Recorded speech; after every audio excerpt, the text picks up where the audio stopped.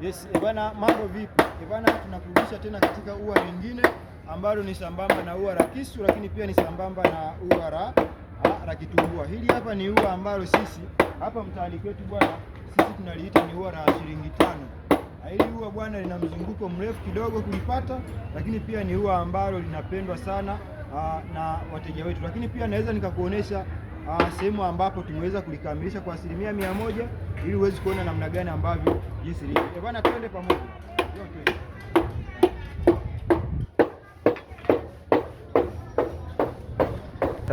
Yes, bwana mtazamaji, unaweza kuangalia lile ua letu ambalo sisi tunaliita ni ua la shilingi 5. Hili ni ua ambalo ni la shilingi 5 ambalo tumelikamilisha kwenye mlango wetu, lakini pia unaweza kuona namna gani ambavyo jinsi linavyoonekana kwa ubora wake, likiwa limetulia kwenye mlango, lakini pia hapa ikiwa limekwisha kukamilika, ikiwa imefikia hatua ya uungaji, tukitaka kuelekea katika hatua ya uungaji kwenda kukamilisha milango yetu. Bwana, twende tukaangalie milango pale namna gani ambavyo tunaweza tukaliweka ili ua na namna gani ambavyo tunaweza tukalikamilisha. Endelea kufuatilia ndugu mteja, namna gani ambavyo unaweza kulipata hili ua. Twende tukaangalie huku.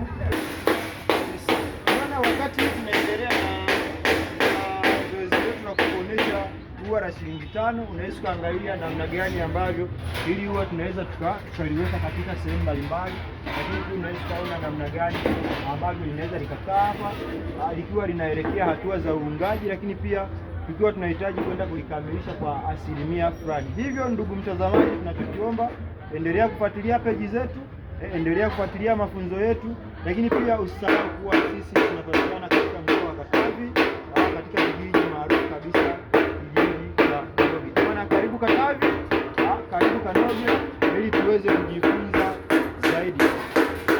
Kanoge oye! Kanoge oye! Natumaini kwamba kiwanda chetu kinazidi kuendelea, tunaendelea kuboresha milango mizuri kama hivi kutoka kiwanda 3 tunaongezeka iko oda 4. Tunashukuru sana kwa huduma zetu, watu wanazifurahia. Kama hapa pikipiki, tunatengeneza pikipiki zilizochoka mbovu kama hivi, niko kurekebisha pikipiki iliyo katika na kufunga vitu vyote vilivyokuwepo kama viti, taa pamoja na wiring. Kazi zote tunatengeneza. Karibuni sana zilizoharibika. Mimi jina langu naitwa Saidi, kwa jina lingine Kajana Jana.